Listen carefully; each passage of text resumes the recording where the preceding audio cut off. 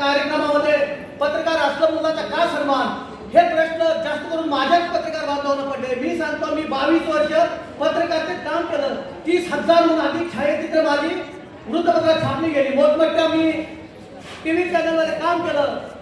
दिवंगत नेते विलासराव देशमुख साहेब असतील, अजितदादा पवार साहेब असतील, आर.आर. राव असतील, यांच्यासारख्या दिग्गज मान्यवर नेत्यांनी मला शाबासकी दिली आणि पुरस्कार दिले, गौरवलं.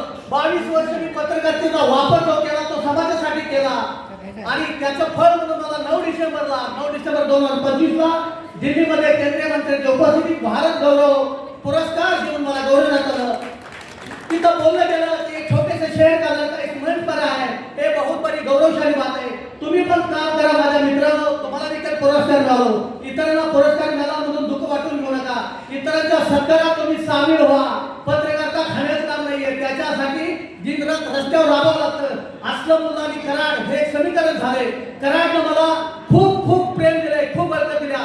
22 वर्षात एक दिवस सुट्टी न घेणारा काम करणारा मी पत्रकार आहे. म्हणून शासनानं आज मला अधिसूचित कार्ड दिले, एसटी फुकट दिला, मला पूर्ण महाराष्ट्र प्रवास फुकट दिलाय. तुम्ही पण काम करा, तुम्हालाही पुरस्कार मिळतील.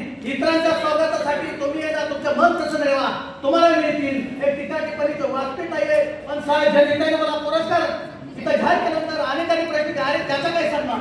अरे बाबा, हा पोरगा दिल्लीमध्ये पोहोचला म्हणून त्याची दखल जनता फाउंडेशन घेतली. जनता फाउंडेशन म्हणजे मामूली नाहीये, ते दिग्गज ज्या महिला आहेत ना, ते दिग्गज ज्यांनी काम केलंय ना, त्यांचा सन्मान त्याने केलाय.